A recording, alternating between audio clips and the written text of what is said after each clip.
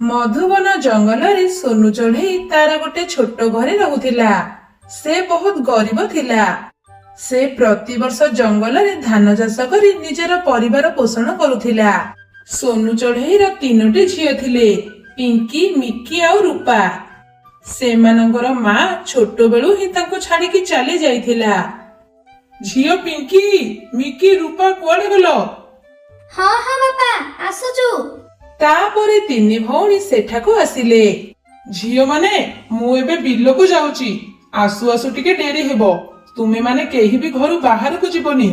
ଆଉ ହଁ, ମୋ ପାଇଁ ଅପେକ୍ଷା ନ କରି ଖାଇବା ଖାଇଦେବ। ହଉ ବାପା, ଠିକ ଅଛି। ତମେ ଶୀଘ୍ର ଫେରି ଆସିବ। ଆଉ ଆମେ ତୁମକୁ ଅପେକ୍ଷା କରିଥିବୁ। ହଉ ହଉ, ମୁଁ ଏବେ ଆସୁଛି। ତାପରେ ସୋନୁ ତା ବିଲକୁ ଚାଲିଗଲା। ଏପଟେ 3 ଭଉଣୀ ମିଶି ଘରର ସବୁ କାମ କରିଦେଲେ।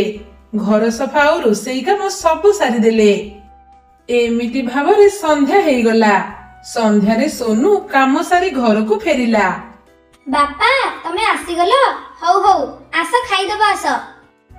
ତାପରେ ସେମାନେ ସୋନୁ ପାଇଁ ଖାଇବା ବାଢିଦେଲେ। ଏମିତି ଭାବରେ କିଛି ସମୟ ବିତିଗଲା। କିଛି ସମୟ ପରେ ହଠାତ୍ ଜଙ୍ଗଲରେ ବହୁତ ଜୋରରେ ବର୍ଷା ପବନ ଆସିଲା। ହେ ପ୍ରଭୁ, ଇଏ କଣ ହଉଛି? ଏତେ ଜୋରରେ ବର୍ଷା ଆସିଲାଣି। ମୁଁ ଆଜି ମୋ ଜମିରେ ଧାନ ବିହନ ପକେଇକି ଆସିଥିଲି। ଯଦି ଆଜି ଜୋରରେ ବର୍ଷା ହେବ ତାହେଲେ ମୋର ସବୁ ବିହନ ତ ପାଣିରେ ଭାସିଯିବ। ମୁଁ ଏବେ କଣ କରିବି? ବର୍ଷା ଏତେ ଜୋରରେ ହଉଥିଲା ଯେ ଜଙ୍ଗଲରେ ପାଣି ଚାଲିବାକୁ ଲାଗିଲା। ହେ ପ୍ରଭୁ, ଏତେ ଜୋରରେ ବର୍ଷା ହଉଛି, ମୋ ବିହନ ସବୁ ଭାସି ଯାଇଥିବ। ମୋର ଏତେ ପରିଶ୍ରମ ସବୁ ପାଣିରେ ବହିଗଲା। ଏବେ ମୁଁ କଣ କରିବି? ମୋ ପରିବାର କେମିତି ଚଳିବ? ବାପା, ତମେ ଏତେ ମନ ଦୁଃଖ କଣ ପାଇଁ କରୁଛ? ଝିଅରେ, ଯାହା ପଇସା ଥିଲା ସବୁ ତ ମୁଁ ଚାଷ କାମରେ ଲଗେଇ ଦେଇଥିଲି। ହେଲେ ବର୍ଷା ପାଣି ମୋର ସବୁ ପରିଶ୍ରମ ନଷ୍ଟ କରିଦେଲା। ଏବେ ବିହନ କିଣିବା ପାଇଁ ପଇସା ବି ନାହିଁ। ମୁଁ ଏବେ କଣ କରିବି କିଛି ଜାଣିପାରୁନି। ତମେ ଚିନ୍ତା କରନି ବାପା, ସବୁ କିଛି ଠିକ ହେଇଯିବ। ଏମିତି ଭାବରେ ତା ପରଦିନ ସକାଳ ହେଲା। ସୋନୁ ସକାଳେ ତା ଜମିକୁ ଯାଇ ଦେଖିଲା ଯେ ବହୁତ ଜୋରରେ ବର୍ଷା ହେଇଥିବାରୁ ତାର ସବୁ ଧାନ ପାଣିରେ ବହି ଯାଇଛି। ଏସବୁ ଦେଖି ସେ ବହୁତ ମନ ଦୁଃଖ କଲା। ମୋର ସବୁ ବିହନ ତ ଭାସିଗଲା। ଏବେ ମତେ କିଛି ଗୋଟେ କରିବାକୁ ପଡିବ। ଯାଉଛି, ପେଚା ଜମିଦାରଙ୍କଠୁ କିଛି ପଇସା ଧାର ଆଣିବି। ଆଉ ସେଇ ପଇସାରେ ବିହନ କିଣି ଆଉ ଥରେ ବିଲରେ ପକେଇଦେବି। ସୋନୁ ଚଢେଇ ଏମିତି ଚିନ୍ତା କରି ପେଚା ଜମିଦାରଙ୍କ ପାଖକୁ ଗଲା। ଜମିଦାର ଆଜ୍ଞା ନମସ୍କାର। ଏଇଥର ବର୍ଷାରେ ମୋର ସବୁ ବିହନ ପାଣିରେ ଭାସି ଯାଇଛି। ଏବେ ମୋ ପାଖରେ ନୂଆ ବିହନ ଆଣିବା ପାଇଁ ପଇସା ନାହିଁ। ସେଥିପାଇଁ ମୁଁ ଆପଣଙ୍କଠୁ କିଛି ପଇସା ଧାର ନବା ପାଇଁ ଆସିଛି। ଆଚ୍ଛା, ତୁ ତାହେଲେ ପଇସା ଧାର ନବୁ ନାଇଁ? ଠିକ ଅଛି, ହେଲେ ପୁଣି ଯଦି ବର୍ଷା ହେଇ ତ ଜମି ନଷ୍ଟ ହେଇଯିବ ତାହେଲେ ମୋ ପଇସା କେମିତି ଦବୁ? ନାଇଁ ଆଜ୍ଞା, ସେମିତି ଆଉ ହବନି। ମୁଁ ଯେମିତି ବି ହେଲେ ଆପଣଙ୍କ ପଇସା ସୁଝିଦେବି। ଆଚ୍ଛା ହଉ ହଉ, ଠିକ ଅଛି। ମୁଁ ତତେ ପଇସା ଦଉଛି। ଯଦି ତୁ ଠିକ ସମୟରେ ମୋ ପଇସା ନ ଫେରେଇ ପାରିଲୁ ତାହେଲେ ମୁଁ ତ ଜମିକୁ ନେଇଯିବି। ଏକଥା ଟିକେ ଭଲ କି ମନେ ରଖିଥା। ନାଇଁ ନାଇଁ ଆଜ୍ଞା, ମୁଁ ଆପଣଙ୍କ ପଇସା ଫେରେଇ ଦେବି। ତାପରେ ପେଚା ଜମିଦାର ସୋନୁକୁ କିଛି ପଇସା ଦେଲେ। ଆଉ ସୋନୁ ସେଇ ପଇସାରେ ଆଉ ଥରେ ନୂଆ ବିହନ ଆଣି ତା ଜମିରେ ପକେଇ ଦେଇ ଆସିଲା। ହେ ପ୍ରଭୁ, ଏଥର ଯେମିତି ଆଉ ଜୋରେ ବର୍ଷା ନ ହଉ, ନହେଲେ ମୋ ପୁରା ପରିବାର ଭାସିଯିବ। ଆଉ ଜମିଦାର ବି ମୋ ଜମି ନେଇଯିବେ। ଏମିତି ଭାବରେ କିଛି ଦିନ ବିତିଗଲା। ଗୋଟିଏ ଦିନ ସକାଳେ ପୁଣି ଜୋରେ ବର୍ଷା ପବନ ଆରମ୍ଭ ହେଇଗଲା। ଆଉ ବିଲ ବାଡି ସବୁ ବୁଡିଗଲା। ହେ ଭଗବାନ, ଇଏ କଣ ହେଇଗଲା? ମୁଁ ତ ପୁରା ବର୍ବାଦ ହେଇଗଲି। ଏବେ ମୁଁ କଣ କରିବି? ପଇସା ଧାର ଆଣି ମୁଁ ଚାଷ କରିଥିଲି, ହେଲେ ସବୁ ନଷ୍ଟ ହେଇଗଲା। ଜମିଦାରଙ୍କ ପାଖରେ ମୋ ଜମି ବନ୍ଧା ପକେଇଲେ ତ ମୁଁ ଆଉ ମୋ ପରିବାର ଚଳେଇ ପାରିବିନି। ତାର କାନ୍ଦ ଦେଖି 3 ଝିଅ ତା ପାଖକୁ ଆସିଲେ। ବାପା ବାପା, ତମେ ଏମିତି କାନ୍ଦୁଛ କଣ ପାଇଁ? ବର୍ଷା ତ ଆମ ହାତର କଥା ନୁହେଁ, ଯେତେବେଳେ ବି ହେଇଯିବ। ତମେ ଆଉ ଏମିତି କାନ୍ଦନି ବାପା। ଆମେ କିଛି ନା କିଛି କରି ଜମିଦାରଙ୍କ ପଇସା ସୁଝିଦେବୁ। ତା ପରଦିନ ସକାଳେ ପେଚା ଜମିଦାର ସୋନୁର ଘରକୁ ଆସିଲେ। ଏ ଚଢେଇ, ତୋ ଜମି ତ ପୁରା ନଷ୍ଟ ହେଇଯାଇଛି। ଏବେ ତୁ ମୋ ପଇସା କେମିତି ଫେରେଇବୁ? ଆଜ୍ଞା ଜମିଦାର, ମତେ ଆଉ କିଛି ଦିନ ସମୟ ଦିଅନ୍ତୁ। ମୁଁ କିଛି ନା କିଛି କରି ଆପଣଙ୍କର ସବୁ ପଇସା ସୁଝିଦେବି। ହଉ, ତତେ ମୁଁ ଆଉ ଥରେ ସୁଯୋଗ ଦଉଛି। ଆଉ ଏଇଥର ଯଦି ତୁ ମୋ ପଇସା ନ ସୁଝି ପାରିବୁ ତାହେଲେ ମୁଁ ତୋ ଜମି ନେଇଯିବି। ଏମିତି କହି ପେଚା ସେଠୁ ଚାଲିଗଲା। ସୋନୁ ତା ଝିଅ ମାନଙ୍କ ଆଗରେ ସବୁ କଥା କହିଲା।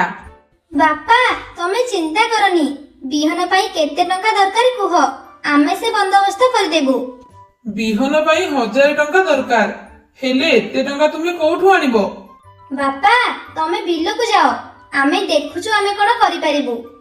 ହଉ ପିଲେ, ମୁଁ ଯାଉଛି, ତୁମେ କଣ କରୁଛ କର। ଏମିତି କହି ସୋନୁ ବିଲକୁ ଗଲା। ତୁମେ ମାନେ ଆସ ମୋ ସହ, ଆମେ କୋଉଠି ଗୋଟେ କାମ କରିବା। ଆମେ ଯେମିତି ହଉ ଟଙ୍କା ଯୋଗାଡ଼ କରିବା। ହଁ ହଁ, ଚାଲ। ତାପରେ ସେମାନେ ସେଇ ଜଙ୍ଗଲରେ ଥିବା ମିଠୁ ସେठ ଗୋଦାମକୁ ଗଲେ ଆଉ କାମ କରିବା କଥା କହିଲେ। ଆରେ, ତୁମେ ମାନେ ତ ଏତେ ଛୋଟ, ତୁମେ ମାନେ ଚାଉଳ ବସ୍ତା ଟେକି ପାରିବ ତ? ହଁ ହଁ, ଆମେ ପାରିବୁ ଅଙ୍କଲ। ଆମକୁ ଯେମିତି ହେଲେ ଆଜି 1000 ଟଙ୍କା ଦରକାର। ତୁମେ ମାନେ ତ ଏତେ ଛୋଟ, ତୁମ ମାନଙ୍କର ଏତେ ଟଙ୍କା କଣ ପାଇଁ ଦରକାର? ମିକି ମିଠୁକୁ ସବୁ କଥା କହିଲା। ସବୁ କଥା ଶୁଣି ମିଠୁ ବହୁତ ମନ ଦୁଃଖ କଲା। ହଉ, ତୁମେ ମାନେ କାମ କର, ହେଲେ ଦେଖିକି ତରତର ହେଇକି କାମ କରିବନି। ତାପରେ ସେମାନେ କାମ କରିବାକୁ ଲାଗିଲେ। ସେମାନେ ବହୁତ ଛୋଟ ଥିଲେ, ହେଲେ ଟଙ୍କାର ଅଭାବ ଆଉ ବାପାଙ୍କର ଦୁଃଖ ତାଙ୍କୁ କାମ କରିବା ପାଇଁ ବାଧ୍ୟ କଲା। ଏଇ ନିଅ ଏ ଟଙ୍କା, ଆଉ ଯାଅ। ଅଙ୍କଲ, ଆପଣ 200 ଟଙ୍କା ଅଧିକ କଣ ପାଇଁ ଦେଇଛନ୍ତି? ସେଇଟା ମୋ ତରଫରୁ ତୁମ ମାନଙ୍କ ପାଇଁ। ଯାଅ, ଆଉ ବାପାଙ୍କୁ ସାହାଯ୍ୟ କର। ତାପରେ ସେମାନେ ଘରକୁ ଆସିଲେ ଆଉ ସବୁ ଟଙ୍କା ବାପାଙ୍କୁ ଦେଲେ। ପିଲାମାନେ, ତୁମେ ମାନେ ଏ ଟଙ୍କା କୋଉଠୁ ଆଣିଲ? ଆମେ ଆଜି ସେ ମିଠୁ ସେଠଙ୍କ ଗୋଦାମରେ କାମ କଲୁ ଆଉ ଟଙ୍କା ଆଣିଲୁ। ସୋନୁ ତା ଝିଅ ମାନଙ୍କ କଥା ଶୁଣି କାନ୍ଦିବାକୁ ଲାଗିଲା। ତୁମ ମାନଙ୍କ ପରି ଝିଅ ପାଇଁ ମୁଁ ଆଜି ଗର୍ବିତ। ମୁଁ ଗରିବ ସତ, ହେଲେ ତୁମ ମାନଙ୍କ ପରି ଝିଅ ପାଇଁ ମୁଁ ଧନୀ ହେଇଗଲି। ତା ପରଦିନ ସୋନୁ ସେଇ ପଇସାରେ ବିହନ ଆଣି ତା ଜମିରେ ପକେଇଦେଲା। ଏମିତି ଭାବରେ କିଛି ଦିନ ଗଲା, ହେଲେ ଆଉ ବର୍ଷା ହେଲାନି। ଧୀରେ ଧୀରେ କିଛି ମାସ ବିତିଗଲା। କିଛି ମାସ ପରେ ସୋନୁର ଜମିରେ ବହୁତ ଭଲ ଧାନ ଗଛ ହେଲା ଆଉ ତାର ଫସଲ ବହୁତ ଭଲ ହେଇଥିଲା। ଏମିତି ଭାବରେ କିଛି ଦିନ ଗଲା। ସେଇ ଧାନକୁ ଅମଳ କରି ସେ ବଜାରରେ ବିକ୍ରି କଲା ଆଉ ଜମିଦାରର ସବୁ ପଇସା ସୁଝିଦେଲା। ପ୍ରଭୁ, ଆପଣଙ୍କ ଦୟାରୁ ଏବେ ସବୁ କିଛି ଠିକ ହେଇଯାଇଛି। ଆଉ ମୋ ଝିଅ ମାନେ ମତେ ସାହସ ଦେଲେ ବୋଲି ମୋ ଚାଷ ସଫଳ ହେଇଛି। ମଧୁବନ ଜଙ୍ଗଲରେ ସବୁ ଚଢେଇ ମାନେ ମିଳିମିଶି ରହୁଥିଲେ। ସେହି ଜଙ୍ଗଲର ରାଜା ଥିଲେ ଚିଲ। ଚିଲ ରାଜା ତାଙ୍କ ରାଣୀ ସହ ରହୁଥିଲେ। ସେଇ ଜଙ୍ଗଲରେ ଗୋଟେ ଦୁଷ୍ଟ କାଳୁକାଉ ରହୁଥିଲା। ସେ ସବୁଦିନ ଯୋଉ ଚଢେଇ ମାନଙ୍କୁ ବି ଦେଖୁଥିଲା ତାକୁ ମାରି ଖାଇ ଦଉଥିଲା। ଦୁଷ୍ଟ କାଉ, ତୁ ମୋ ଛୁଆକୁ ମାରି ଖାଇଦେଲୁ, ତତେ ମୁଁ ଆଜି ଛାଡ଼ିବିନି। କଣ କହିଲୁ? ତୁ ମତେ ଛାଡିବୁନି? ଆରେ, ତୁ ସିନା ବଞ୍ଚିକି ରହିଲେ ମୋର କଣ କରିବୁ? ଏବେ ତୋ କଥା ବୁଝି ଦଉଛି, ରହ।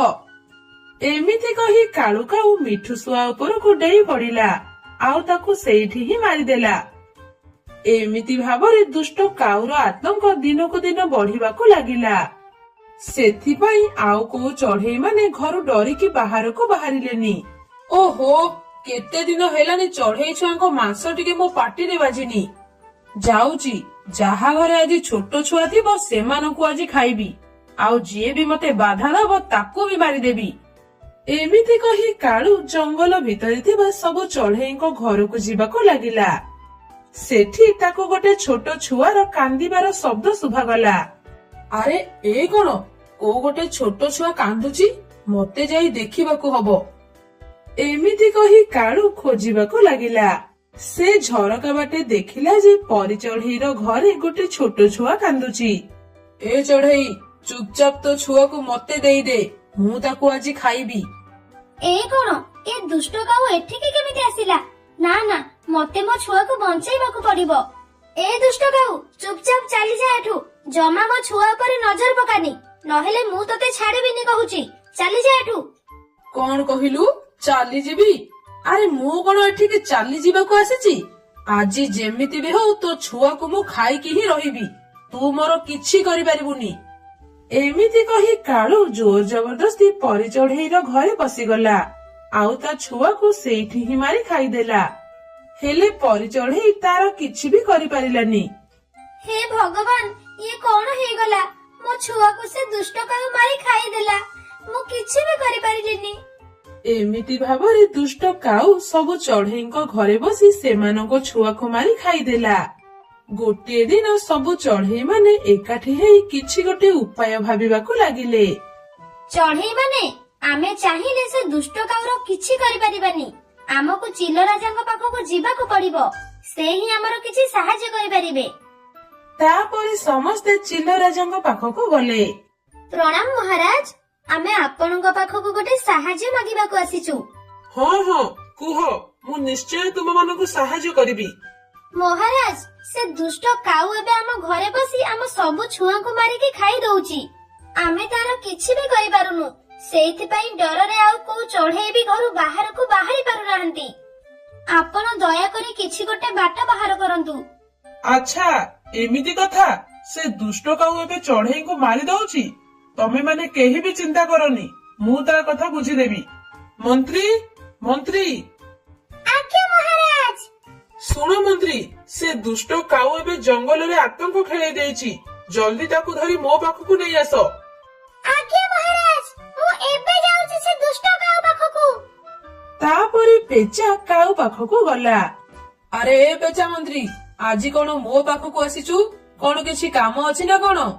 ଆରେ ଦୁଷ୍ଟ ଚଢେଇ, ତୁ ତ ଜଙ୍ଗଲରେ ସବୁ ଚଢେଇ ଛୁଆଙ୍କୁ ମାରି ଖାଇ ଦଉଛୁ। ସେଥିପାଇଁ ତତେ ମହାରାଜ ତାଙ୍କ ପାଖକୁ ତତେ ଧରିକି ନେବା ପାଇଁ କହିଛନ୍ତି। ସେ ତତେ ଆଜି ନିଶ୍ଚୟ ଦଣ୍ଡ ଦେବେ। କଣ ହେଲା? ମହାରାଜ ମତେ ଦଣ୍ଡ ଦେବେ? ଅସମ୍ଭବ। ଶୁଣ ମନ୍ତ୍ରୀ, ଚୁପଚାପ ଏଠୁ ଚାଲି ଯା। ତୁ ସେ ରାଜା କଥାରେ ମତେ ନେବାକୁ ଆସିଛୁ? ଶୁଣୁ, ମୁଁ ତତେ ବହୁତ ସାରା ଟଙ୍କା ଦେବି। ତୁ ଯାଇ ରାଜାକୁ କହିଦେ ସେ କାଉ ଆଉ ଏଠି ନାହିଁ, ସେ କୁଆଡେ ପଳେଇଛି।